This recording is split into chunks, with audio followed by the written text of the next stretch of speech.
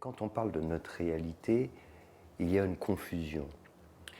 Il y a une confusion parce que sur le plan de l'ego, quand on dit mieux se connaître, on a l'impression que c'est une partie de nous, de notre personnalité qu'on ne connaît pas bien. Et généralement, c'est ce qui se passe dans une approche ordinaire psychologique. On cherche à mieux connaître, mais se connaître, c'est cette personnalité. Alors que ce dont on parle sur le plan spirituel, en réalité, nous, c'est l'autre.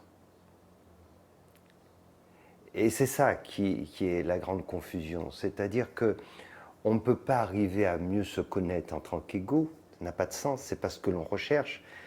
On recherche à connaître qui on est réellement. Voilà, on est dans un rêve, un petit personnage du rêve, et on prend conscience qu'on est juste un personnage, mais notre réalité, c'est celui qui a créé le rêve. Donc c'est ça en fait, mais on voudrait tellement faire l'expérience du créateur du rêve tout en restant le personnage. C'est ça la difficulté. Et c'est pour ça qu'il y a ces phénomènes comme ça. Alors à des moments, c'est comme dans un rêve, quand on a dormi, on peut à des moments ressentir cette réalité qui nous échappe, qui est au-delà. On le sent, mais si on veut vraiment la vivre, alors il faut totalement lâcher prise. Et ce n'est que comme ça qu'on sort du rêve. Mais le personnage du rêve ne peut pas faire l'expérience du créateur vraiment du rêve. Il peut juste à des moments en avoir un aperçu, une projection. Mais c'est ça toute la difficulté.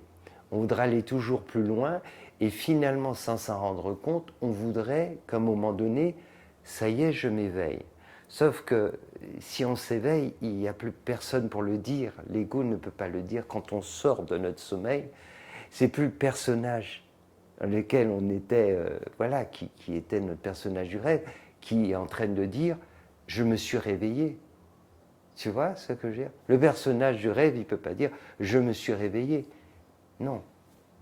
Il a juste disparu pour que le réveil puisse se produire. Voilà toute la difficulté. C'est pour ça que ce n'est pas simple. Il faut arriver vraiment à laisser infuser cela pour vraiment comprendre que notre réalité, c'est l'autre, au final. Et c'est ça, en fait. Mais en se disant, l'autre, c'est véritablement moi. Mais quand on dit moi, c'est pas le petit moi, c'est, voilà, celui qui a créé ce personnage. Et si je veux vraiment remonter à la surface, il faut que je cesse de m'accrocher à ce personnage. C'est ça la complexité. Et c'est pour ça que sans s'en rendre compte, on aspire à ce grand réveil et en même temps, on veut en faire l'expérience dans le rêve. Compliqué. Et c'est pour ça que des fois on a des faux éveils. Parce que c'est dans le rêve. C'est comme si en fait on dormait dans notre rêve et on se réveille, mais on est toujours dans le rêve. Et on se dit, ça y est, je me suis éveillé. Sauf qu'on est toujours dans le rêve. C'est ça le truc. Donc c'est vrai que c'est très subtil. C'est pour ça qu'auprès d'un enseignant spirituel, il est là pour nous dire non, non, tu rêves encore là. C'est pas encore éveillé.